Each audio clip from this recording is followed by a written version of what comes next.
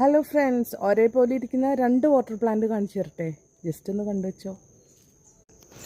ഞാനീ കാണിക്കുന്ന ചില വാട്ടർ പ്ലാന്റ്സിൽ ചിലതൊക്കെ ഞാൻ വിൽക്കുന്നു എന്ന് പറയുമ്പോൾ, വിറ്റുകൊണ്ടിരിക്കുന്ന പ്ലാന്റ് ആണെന്ന് പറയുമ്പോൾ നിങ്ങൾക്ക് അത്ഭുതം തോന്നും കേട്ടോ. എല്ലാവർക്കും അല്ല, ചില ആളുകൾക്ക്.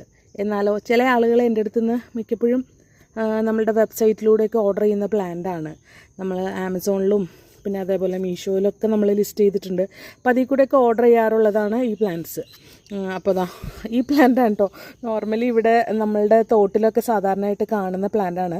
വാട്ടർ ക്യാബേജ് എന്നാണ് കേട്ടോ ഈ ഒരു പ്ലാന്റിൻ്റെ പേര്. കണ്ടാലൊരു വെള്ളത്തിൽ വിരിഞ്ഞ് നിൽക്കുന്ന റോസാപ്പൂ പോലെയൊക്കെ തോന്നും. പിന്നെ ഇതിൻ്റെ സൈഡിൽ നിന്ന് ഇങ്ങനെ കുഞ്ഞു കുഞ്ഞു തൈകളൊക്കെ മുളച്ചു വരും. അങ്ങനെയാണ് ഇത് പെട്ടെന്ന് സ്പ്രെഡാകുന്നത് കേട്ടോ. ഇപ്പം നമ്മൾ അലങ്കാര മത്സ്യങ്ങളൊക്കെ വളർത്തുന്ന ടാങ്കിൽ ഇട്ടാൽ ഇത് പെട്ടെന്ന് സ്പ്രെഡാകും. അധികം സ്പ്രെഡായാൽ മീനുകൾക്ക് കുറച്ച് ബുദ്ധിമുട്ടാണ്. അപ്പം അത്യാവശ്യം കുറച്ച് പ്ലാന്റ്സ് ഒക്കെ ഉണ്ടെങ്കിൽ മീനിൻ്റെ കുഞ്ഞുങ്ങൾക്കൊക്കെ ഇങ്ങനെ ഹൈഡ് ചെയ്ത് നിൽക്കാനൊക്കെ പറ്റും. അപ്പോൾ ഈ ഒരു വാട്ടർ പ്ലാന്റ് നമ്മളുടെ ചെറിയ പോണ്ടൊക്കെ ഉണ്ടെങ്കിൽ പെട്ടെന്ന് ഗ്രീൻ ലുക്കൊക്കെ തരുന്ന പ്ലാന്റാണ് കേട്ടോ. ഇനി അതേപോലെ തന്നെ ഇരിക്കുന്ന മറ്റൊരു പ്ലാന്റ് കൂടെ ഞാൻ കാണിച്ചു തരാം. ഇതാണ് പിസ്റ്റിയ. കണ്ടില്ലേ?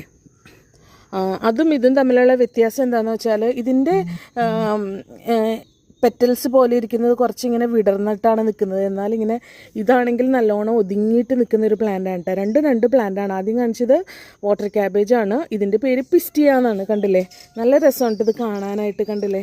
ഇതാണ് എനിക്ക് കാണുമ്പോൾ ശരിക്കും വെള്ളത്തിൽ വിരിഞ്ഞ് നിൽക്കുന്ന പച്ച റോസാപ്പൂക്കളെ പോലെ തോന്നുന്ന പ്ലാന്റ് ഇതാണ് കേട്ടോ. പിന്നെ ഇത് നമ്മളുടെ വാട്ടർ ബാമ്പു ആണ്. ഇവിടെ നിൽക്കട്ടെ.